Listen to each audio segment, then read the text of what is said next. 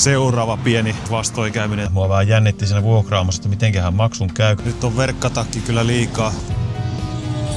Alkaa vähän hiksaa pukata. Tää näyttää niin kuin olisi dead end, mutta täällä on tämmönen salareitti. Hyvin valuu kyllä hiki. Nyt tulee jeparit tuolta alas, seriffiauto. Siinä Hollywood-kyltti. Ei näy Batmania. Ravintola haisi ihan vanhalle navetalle.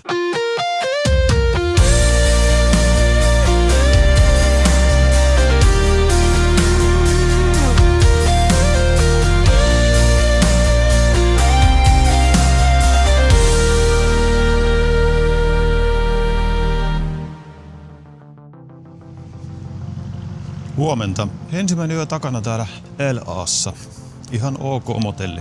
Nukkumisesta ei tullut mitään, kun aikaerosta niin sekasi. Pienissä pätkissä ja sitten tossa aamuyöstä tuli nukuttua ehkä joku 2 tuntia jopa. Juniori nukkui koko yön ja teinitkin nukkuu vähän paremmin kuin me aikuiset.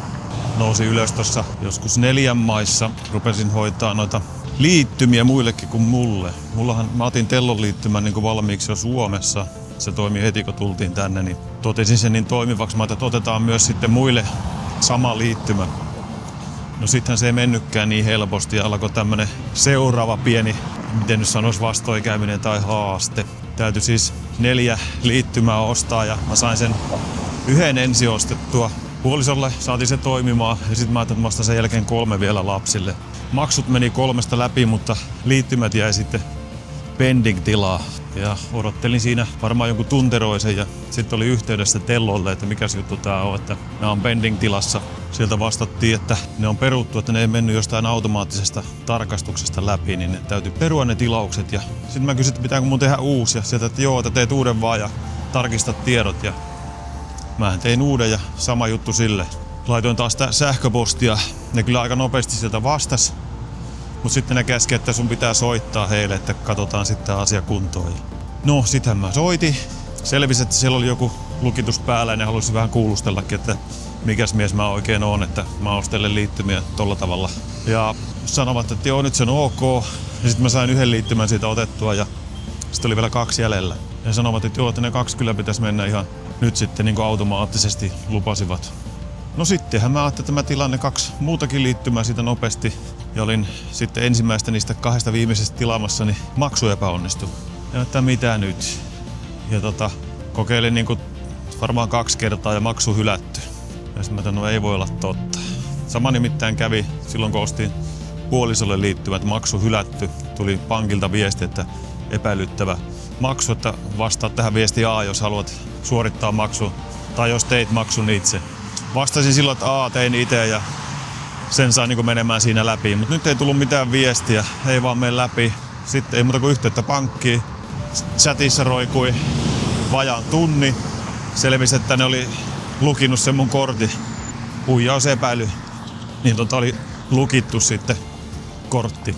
Mä ajattelin, mikä juttu tää, että kun ennen reissuun lähtöä mä olin yhteydessä jo pankkiin, että hei, että mä oon Jenkeissä tuossa kuukauden, että käytän siellä itse korttia, että olisi kiva, jos kaikki toimisi. Ja siellä luvattiin, että joo, kyllä he merkkaa tänne, että se toimii. No ei toiminut, laittoi sitten kiireisenä pyynnön tuonne korttipalveluihin, että aukaisee sen kortin. Ja siinä meni sitten hetki aikaa ja saatiin sitten ne loputkin 2 liittymää ostettua, mutta eihän ne sitten ne 2 liittymää kuitenkaan mennyt automaattisesti, että ne oli vielä siellä Tellon puolella manuaalitarkistuksessa hetki aikaa. Mutta lopulta sitten kuitenkin saatiin liittymät hoidettua. Nyt tässä kävelen justiin bussipysäkille. Hyppään tästä bussiin. Tässä olla 246, tuossa lukeekin. Sillä menen tonne muutaman kilsan päähän hakemaan meille autoa, niin nyt ihan henkilöauto vielä käydään tuolla Hollywoodissa pyörähtää. Huomenna on sitten se päivä, kun saadaan se matkailuauto alle. Täytyy samalla testata, että miten tää toimii tää bussin maksaminen. Aika näppärä oli ainakin toi alkuasetelma, että suoraan tuonne puhelimen lompakkoon pystyi lisäämään matkakortin. Ja siihen sitten pystyi laittamaan siihen kortille rahaa. Mä laitan nyt aluksi $5, että tässä nyt maksaa aina 1 kerta, olikohan se joku euro, $1.70 tai jotain sellaista. Ja sillä saa sen muutaman tunnin mennä. Pitäisi kuulemma toimia ihan tosta noin vaan. Nyt se on mulla niinku valmiina tuossa puhelimessa. Että puhelimen lyö vaan siihen laitteeseen, niin pitäisi toimia. Tuleepa sekin nyt siitä testattua. Sehän meni oikein mukavasti. Tappikortti, eli TAP. Toimi suoraan, kun laitoin vaan siihen lukijaan, mutta eihän se ottanut mitään maksua. Ilmeisesti ensimmäinen kerta ilmanen. tuli vaan ilmoitus, että korttia luettu, ei veloitettu. Eli oliko nyt sitten eka kerta ilmanen. Seuraava maksaa sitten varmaan tosi paljon. Tästä nyt kävelen tuohon autovuokraamoon. Mulla nyt on vaan aikaa tässä niinku 45 minuuttia, koska lähdin hyvissä ajoin, että varmasti ei. Täytyy nyt tässä sitten vähän käppäillä ja kulutella aikaa. Kyllä kai se tässä ihmetellessä sitten hyvin menee. Tää oli ilmeisesti joku kaatopaikka. Tää on niinku ihan täynnä kaikkea rojua tää sillan alapuoli. Tänne on heitetty vaikka mitä, autonrenkaita ja aurinkovarjoa ja kaiken näköistä roskaa. Oli muuten näppärä toi bussi. Siinä oli edessä semmonen pitkä räkki, mihin pystyi laittamaan polkupyörän. Siihen niinku ite vaan nostetaan se polkupyörä ja sit hyvätään bussin kyytiin. Ja sit kun lähtee bussista, niin nappaa vaan pyörän siitä mukaan. Kätsysysteemi. Siinäkin on aika komea motelli.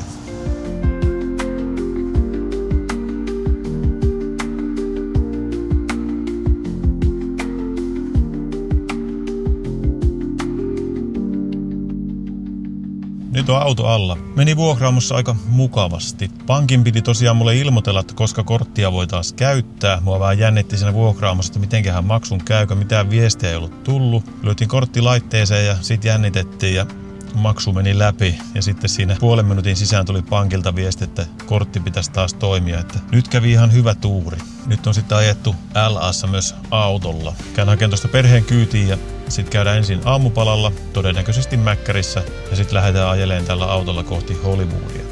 Ja nyt alkoi sitten aurinkokin paistaa ja nyt on verkkatakki kyllä liikaa. Aamulla oli semmonen, olisiko ollut joku 18. Se oli aika sopiva lämpötila. Nyt on varmasti jo reilusti yli 20. Voi olla, että tulee tossa kohta puolin hikoiltua.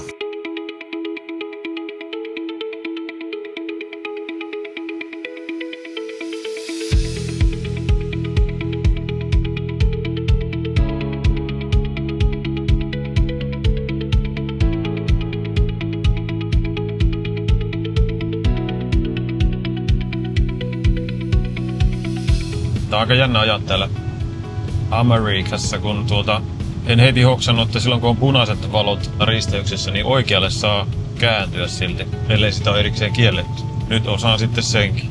Sitten tässäkin, kun näitä kaistoja parhaimmillaan 8, niin on vähän hakemista, että millä kaistalla tässä ajaa.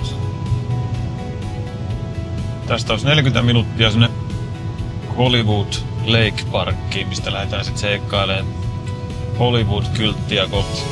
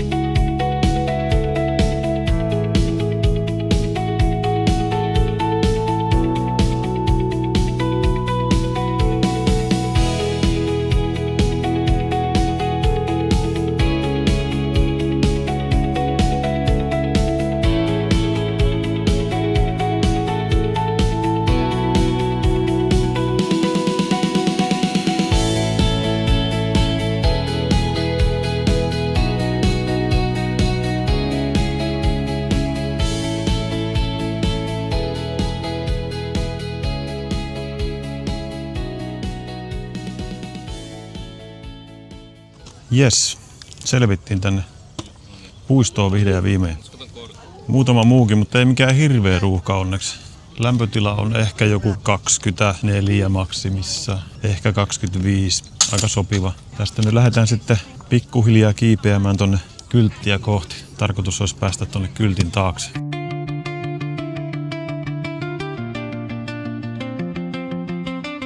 Ensimmäinen etappi takana. Tultiinko me hurjat 100 metriä? Melkoista nousua.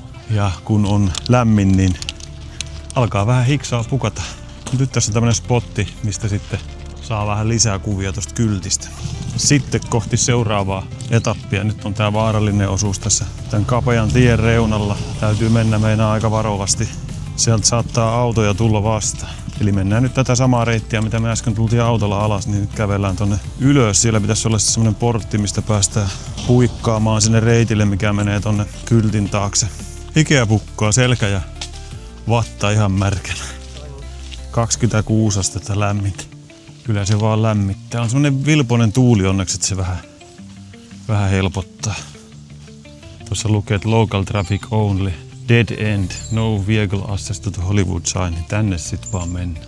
Vielä pikkupätkä vielä nousua ja sitten pidetään pieni juomatauko.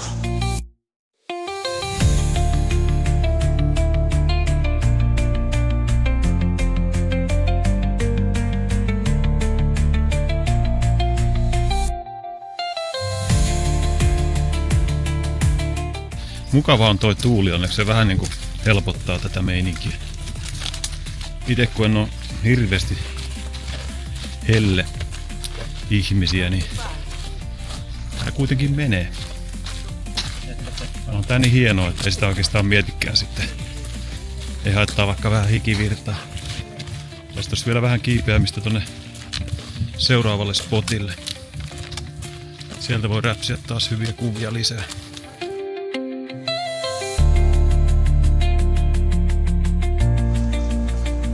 Tää näyttää niin kuin olisi dead end, mutta täällä on tämmönen salareitti.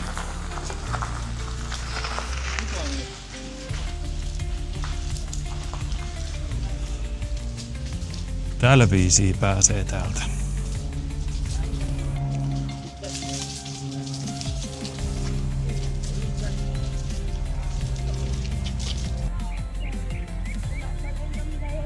Hikeä pukkaa, hikeä pukkaa. Saavumme tänne kaikista kuuluisimmalle. Hollywood Sign. Niin, Hollywood Sign paikalle. Täällä onkin porukkaa.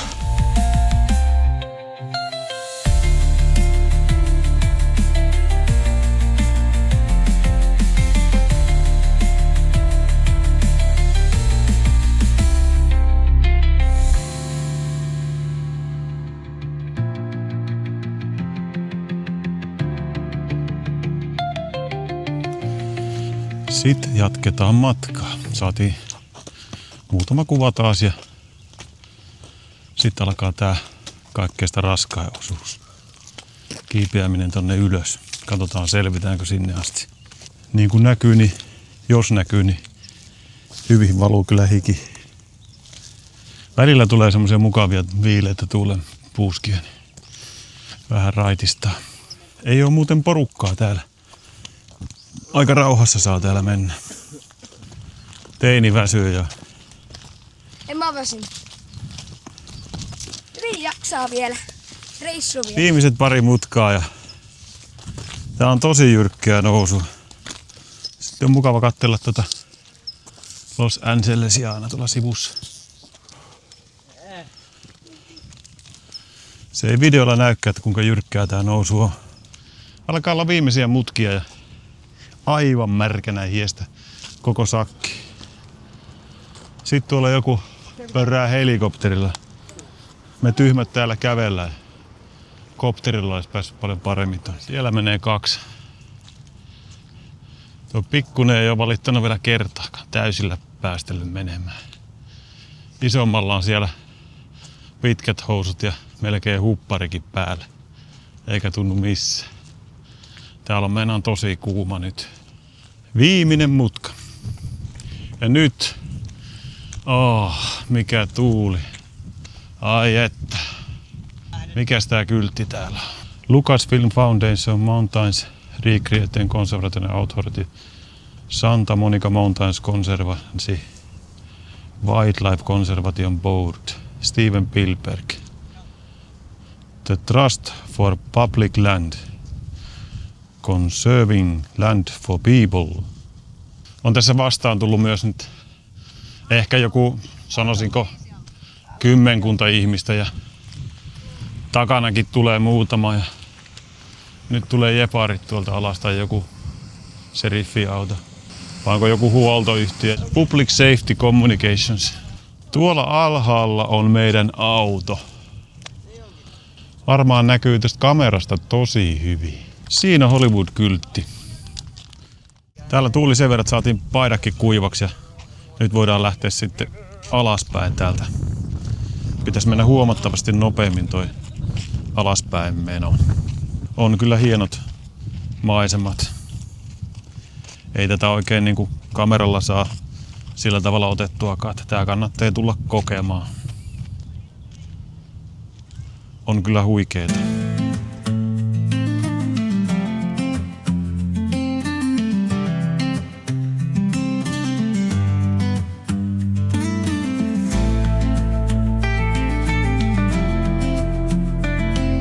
Ostettiin vielä tuosta vähän kylmää mehua, niin ei sitten ihan janoon kuoltu. Oli aika yllättävän tukalaa tuo alastulokin. Sen verran kuuma keli. Nyt ajetaan tästä kohti Hollywood Boulevardia. Käydään siinä kattoon, päästäisikö tsekkaamaan yksi liike, missä Poitsu haluaisi käydä. Ja en tiedä sitten mitä muuta. Tuolla olisi kiva käydä tuolla observatoriossakin ja sitten Lepakkoluolassa. Katsotaan mitä ehditään. Tarkoitus olisi tuonne motellille ehtiä viimeistään 6, että päästäisiin vielä uima-altaaseen.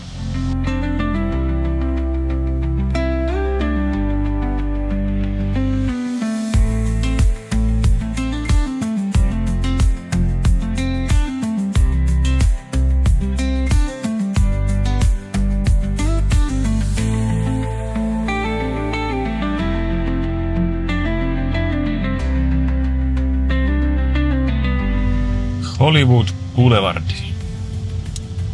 Seuraava risteävä katu.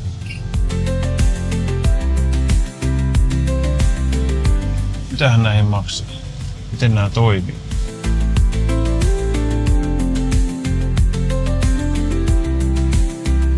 Tässä olikin kadun varressa niin joku maksanut meille valmiiksi pysäköinnin. Saadaan tässä tunteroinen olla. Toivottavasti Poitsu selviää sieltä nopeammin. Aika lämmin alkaa taas olla. Tässä ei varmaan saa tyhjäkäinen läpi hetken, jos olisi se sit sammuttaa.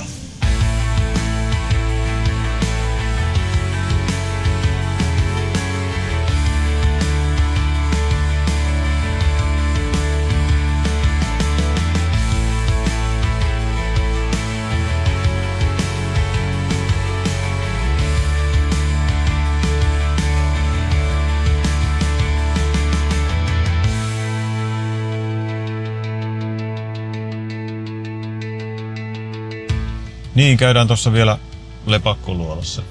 Observatoriossa siellä oli itse asiassa kiinni se kahvila ja muutenkin siellä taisi olla kiinni se. Se on huomenna auki, niin ei me nyt sitten tänään sinne mennä. Nyt Lepakkoluolaan.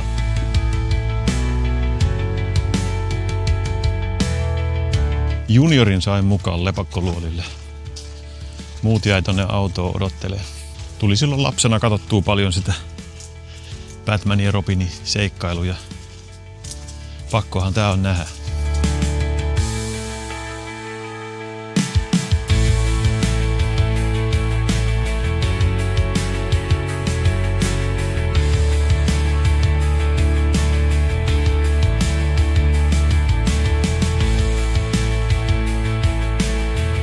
Siellä se on. Lepakkoluola. Sieltä se Batmani tuli ja meni. Tai tiedä, vaikka se olisi vielä täällä.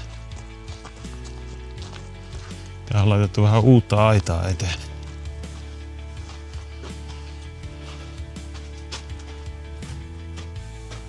Jokunen aika takaperin sinne pääsi vielä helpommin sisällekin.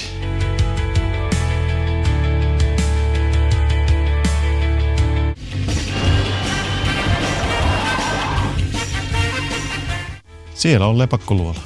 Ei näy Batmania. Voi että. Harmi, että se on tollain niin hyvin nyt teljetty, että ei me sinne sisälle viittitä lähteä. Olisi ollut kyllä hieno käydä. Tuosta vähän kun vääntäisi, niin sinne pääsis, mutta olkoot nyt. Saatiin kuitenkin kuvia siitä. Sitten lähdetään takaisin sinne Carsoniin syömään ja uimaan.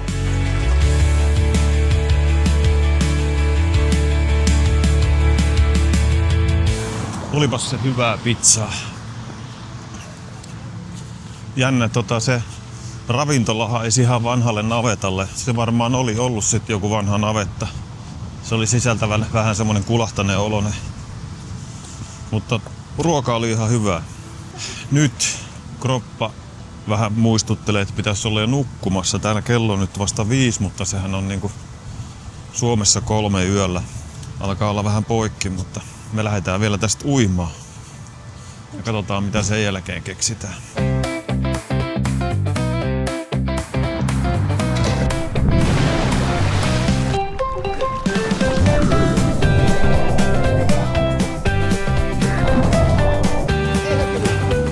Kello on vasta 7:20, mutta Suomessahan se on 7:20 aamulla.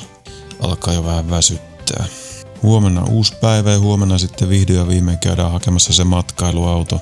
Ja sittenhän tää reissu oikeastaan vasta alkaakin. Ei muuta kuin hyvää yötä.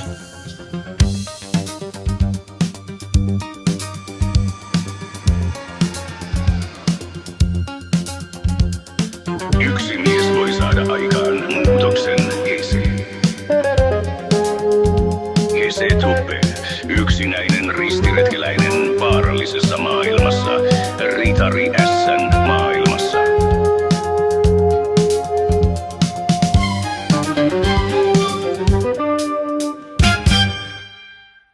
Jostain syystä kortti ei toiminut siinä automaatilla suoraan tai siinä pumpulla. Parasta asiakaspalvelua, mitä ikinä on saanut. Jotenkin semmonen ennakkoluulo sitten ehkä on ollut. Toistaiseksi tämän reissun paras aamupala ja paras ateria ylipäätään. Nyt tässä sitten odotellaan parhaimmillaan vajaa 2 tuntia. Mä en tiedä mitä tässä tapahtui, ne kosti sen tällä tavalla. So whenever you turn on the car, you're gonna get this message. Paskasessa laatikossa niin veitset täällä. Joudutaan varmaan jonnekin puskaan heti ensimmäiseksi yöksi. Tää on ihan hirveässä kunnossa tää tie. Joku äkillinen mikä tulvavaara, hengenvaarallinen jossain tällä alueella. Onko meillä vähän liikaa noita herkkuja? Joku reilu $300.